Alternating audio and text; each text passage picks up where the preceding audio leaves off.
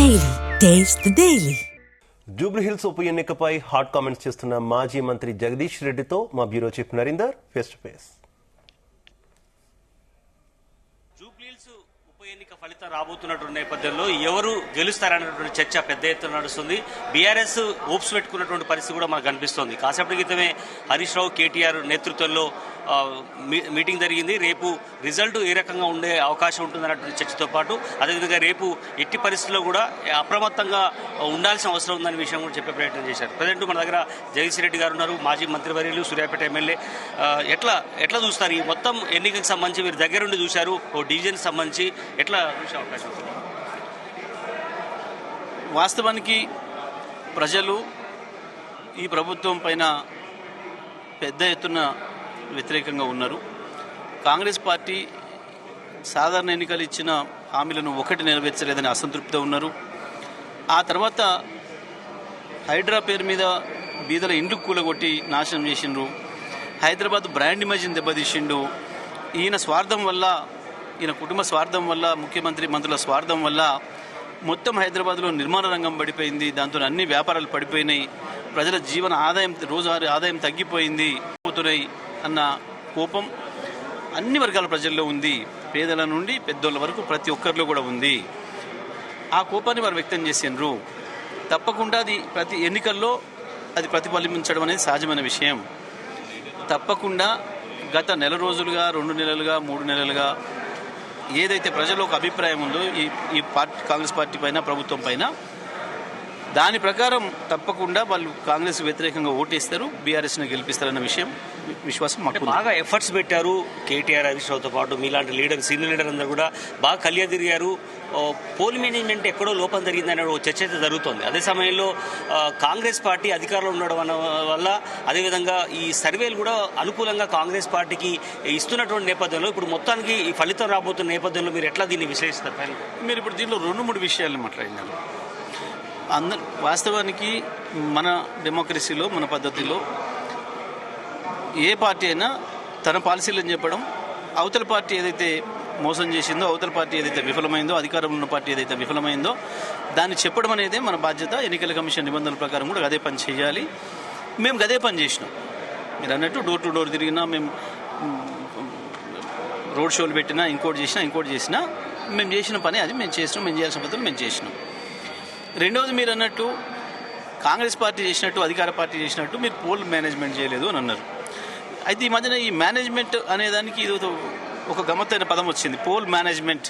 అంటే poll management అంటే ఇప్పుడు ఈ ఎన్నికలతో వచ్చిన నిర్వచనం ఏంటంటే పోలీసుల్ని ఉపయోగించాలి, అధికార పార్టీకి సంబంధించిన మంత్రులు, ఎమ్మెల్యేలు, ఎంపీలు ఎవరైనా సరే ఇతర ప్రాంతాల వాళ్ళు కూడా నిబంధనల విరుద్ధంగా ఆ నియోజకవర్గంలోకి వెళ్ళాలి, బూతులలోకి వెళ్ళాలి. దానికి తోడుగా డబ్బులు కానీ, చీరలు, కుక్కర్లు లాంటి ఇతర వస్తువులు కానీ పంచిపెట్టాలి. ఇవన్నీ చేయడమే పోల్ మేనేజ్మెంట్ అని చెప్పి ఇప్పుడు కొత్తగా అర్థం వస్తూ ఉన్నట్టుంది. మీరు అన్నట్టు నిజమే, ఇంట్లో మేము ఫెయిల్ అయినాం. ఎందుకంటే నేను ఎమ్మెల్యేను, నేనే పోలే, నాకు నేనే నిబంధనలు విధించుకున్నాను. ఎన్నికల కమిషన్ దాని ప్రకారం నేను పోకూడదు అని చెప్పి నేను లోపలికి వెళ్ళలేదు. కానీ బట్టి విక్రమార్క వెళ్ళిండు, మల్లు రవి వెళ్ళిండు, అనేక మంది ఎమ్మెల్సీలు, విప్పులు, ఎమ్మెల్యేలు అనేక మంది బూతుల దగ్గర పోయినరు. ఏముంది అక్కడ పరిస్థితి చూస్తే, 3 రోజుల ముందు నుంచి అధికార పార్టీకి సంబంధించిన మంత్రులు, ఎమ్మెల్యేలు, ఎమ్మెల్సీలు, ఎంపీలు, వారితో పాటు కొంతమంది గూండాలు, ఆ ప్రాంతానికి సంబంధించిన గూండాలు, వారికి ఒత్తాసుగా పోలీసులు వెనకాల. ఎందుకంటే ప్రజలు వచ్చి తిరుగుబాటు చేయకుండా, ప్రజలు అడగకుండా, బీఆర్ఎస్ పార్టీ కార్యకర్తలు కూడా నిలదీయకుండా వెనుకబడి పోలీసులు, వాళ్ళకి రక్షణగా, గూండాలకి, ఈ నాయకులకి రక్షణగా పోలీసులు. వారు చేసిన పని మీ అందరికీ కూడా తెలుసు. బహిరంగంగా నిలబడి డబ్బులు ఇచ్చుకుంటూ, ఓటుకు 5,000 ఇచ్చుకుంటూ పోయిన విషయాన్ని మనం కూడా చూసినాం. వాళ్ళు బీఆర్ఎస్ పార్టీ వాళ్ళు డబ్బులు పంచి పెట్టిన 3 రోజుల ముందు మొదలుపెట్టి పోలింగ్ అయిపోయేంత వరకు, సాయంత్రం వరకు కూడా వాళ్ళు చేసారు, మనం చూసినాం. మొత్తం మీడియా చూపించింది, ఇది స్పష్టంగా కనబడ్డది. సో కాబట్టి మేనేజ్మెంట్ మేము చేయడంలో విఫలమైనది వాస్తవం. ఇక మూడవది, మీరన్న సర్వేలు, వాస్తవానికి ఎగ్జిట్ పోల్స్ ఎవరైనా చేస్తే పోలింగ్ సమయం అయిపోయిన తర్వాత 1-2 గంటలు తీసుకొని రిలీజ్ చేస్తారు వాస్తవానికి. ఎందుకంటే ఆఖరి నిమిషం దాకా తీసుకుంటారు కాబట్టి వాటి అన్నింటినీ క్రోడీకరించాలి, చేయడానికి సమయం పడుతుంది. కానీ నిన్న మనం చూస్తే 4:30కే వచ్చేసినాయి, 4:30-5 లోపలనే వచ్చినాయి. ఇది అధికార పార్టీ ఒక పథకం ప్రకారం ఏదో ఒక పేరు పెట్టేసేసి ఆ ఈవినింగ్, ఆ గంట సేపట్లో వచ్చే ఓటర్ల మనసు కూడా మార్చడం కొరకు, ఎందుకంటే గెలిచిపోయింది అని చెప్తే సహజంగానే ప్రజలు అటువైపు పోయే అవకాశం ఉంటుంది. ఆ లాస్ట్ అవర్లో వచ్చే 5%, 6%, 10% ఓటర్ల మైండ్ మార్చడం కొరకు, మైండ్ గేమ్ ఆడడం కొరకు చేసిన ప్రయత్నం అది. దాంతో చాలామంది కన్ఫ్యూజ్ అవుతున్నారు.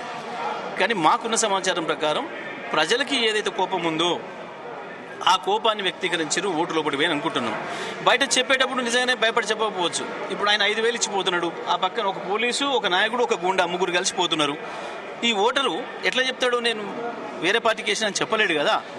సో అట్లా మేము అనుకుంటున్నాం, వీళ్ళ భయానికైనా సైలెంట్గా పోయి టీఆర్ఎస్ పార్టీకి ఓటేసారని మేము భావిస్తున్నాం. ఇక్కడ ప్రధానంగా మాజీ ముఖ్యమంత్రి గులాబీ బాస్ కేసీఆర్ కూడా ఈ ప్రచారానికి రాకపోవడం వల్ల ఖచ్చితంగా ఎన్నో కొన్ని వందల ఓట్లు రాలేకపోయి దానివల్ల కూడా అభ్యర్థి మీద ఇంపాక్ట్ పడిందని ఒక చర్చ జరుగుతోంది. అది కరెక్ట్ కాకపోవచ్చు. ఎందుకంటే ఓటేసే వాళ్ళు కేసీఆర్నే తెలుసుకున్నారు, ప్రచారం చేసిన వాళ్ళం కేసీఆర్ని తెలుసుకున్నాం. మాకంటే ఎక్కువ కాంగ్రెస్ పార్టీ కేసీఆర్ని తెలుసుకుంది. ముఖ్యమంత్రి స్వయంగా వచ్చిన 6 రోజులు కేసీఆర్ను, కేటీఆర్ని తెలుసుకోకుండా లేడు.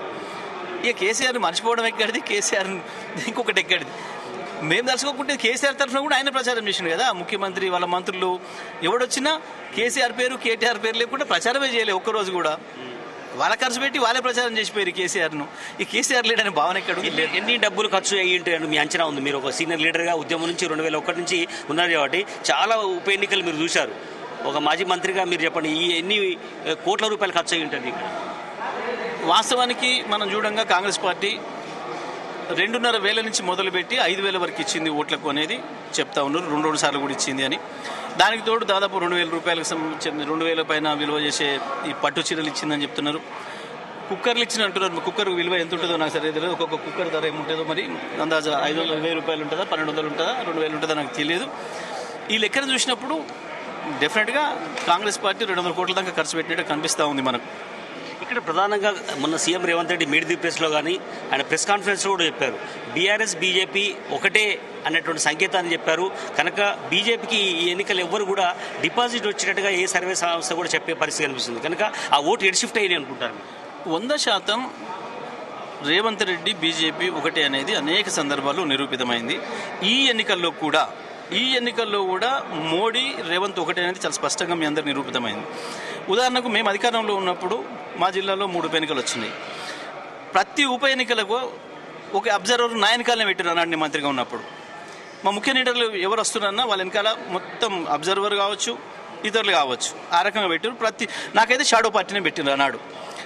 మరి వాళ్ళ ఒక మంత్రికి, ఒక ముఖ్యమంత్రికి, ఇంకొక నాయకుడికి ఎక్కడనన్నా ఒక షాడో పార్టీ కనపడ్డదా, ఒక ఎలక్షన్ అబ్జర్వర్ కనపడ్డా? ఆ రోజు పొద్దున్నదనక అంతమంది ఎమ్మెల్యేలు, ఎంపీలు, డిప్యూటీ సీఎం కూడా ఆ నియోజకవర్గంలోకి వచ్చిండ్రు, రోడ్ల మీద తిరిగిండ్రు. ఒక ఎమ్మెల్సీని అయితే ఒక మీడియా పర్సన్ పట్టుకొని ఎట్లా వచ్చారు సార్ మీరు రాకూడదు కదా అంటే, నీకు తెలియదేమో రావచ్చు, మాకు నిబంధనలు ఉన్నాయి, మాకు అన్ని అధికారాలు ఉన్నాయి, నేను ఎమ్మెల్సీ అయినా కావచ్చు, నేను ఆడ తిరగవచ్చు అని మాట్లాడుతూ కనపడ్డాడు. మీ అందరి ముందర చూసిరు, మీరు అందరు కూడా చూసిండ్రు. ఇక్కడ అబ్జర్వర్లు ఎక్కడికి పోయినరు, అధికారులు ఎక్కడికి పోయినరు, ఎలక్షన్ కమిషన్ ఎక్కడికి పోయిందో దీన్ని బట్టి స్పష్టంగా మోడీ రేవంత్ ఒకటే. మోడీ గారికి ఒకటే ఏముందంటే, ఇక్కడ కాంగ్రెస్ గెలిచిన ఏం లేదు, రేవంత్ ఎంత బలపడ్డా ఇబ్బంది లేదు, మనకు కేసీఆర్ మాత్రమే రానియొద్దు అనే నిర్ణయంలో మోడీ గారు ఉన్నారు, చాలా స్పష్టంగా కనబడుతుంది. కాబట్టే వాళ్ళ పార్టీని వీక్ చేసుకున్నారు. వాళ్ళు మొదటి నుంచి కూడా వాళ్ళ పార్టీని వాళ్ళంతా వాళ్ళే వీక్ చేసుకున్నారు. It is very clear. ఇప్పటికీ కూడా ఈ 2 జాతీయ పార్టీలకు ఏకైక శత్రువు కేసీఆర్, బీఆర్ఎస్ పార్టీ, అందులో సందేహం లేదు. చివరిగా కంటోన్మెంట్లో గెలిచాము, ఇప్పుడు ఇక్కడ జూబ్లీహిల్స్లో కూడా గెలవబోతున్నాము. త్వరలోనే అవసరమైతే ఖైరతాబాద్ను కూడా రాజీనామా చేయించి మేము పోటీలకు దించడానికి సంకేతాలు కూడా కాంగ్రెస్ పార్టీ వాళ్ళు కొంతమంది బయటికి లీక్లు ఇస్తున్న పరిస్థితి. స్థానిక సంస్థలు కూడా వెంటనే వెళ్ళాలన్నటువంటి, ఇదంతా కూడా మాకు అనుకూలంగా మార్చుకోవడానికి సిద్ధంగా ఉన్నామన్నటువంటి చర్చ జరుగుతుంది. సహజంగానే ఉంటుంది. ఏ పార్టీ అయినా అధికారంలో ఉన్నప్పుడు అధికారాన్ని వినియోగించుకొని వాళ్ళు చేసే పనులని వాళ్ళు చేస్తారు. ప్రతిపక్షంగా మేము కొట్టాడాల్సింది మేము కొట్టాడతాం, అల్టిమేట్గా ప్రజలు నిర్ణయిస్తారు. రైట్. ఎట్టి పరిస్థితుల్లో కూడా జూబ్లీహిల్స్ గెలుస్తాము, ఇంకా కూడా మాకు హోప్స్ ఉన్నాయన్నటువంటి ఆశాభావాన్ని జగదీష్ రెడ్డి చెప్తున్నారు. ఖచ్చితంగా భవిష్యత్తులో మరే ఉప ఎన్నిక వచ్చినా లేదంటే స్థానిక సంస్థల ఎన్నికలు వచ్చినా కూడా ఢీకొనడానికి ఉంది. ఖచ్చితంగా బీజేపీ, కాంగ్రెస్ ఒకటి తప్ప మేము కాదు అన్నటువంటి విషయాన్ని కూడా ఆయన చెప్పే ప్రయత్నం చేస్తున్నారు. Camera person Hemanth, Narender, Zee Telugu news, Telangana Bhavan.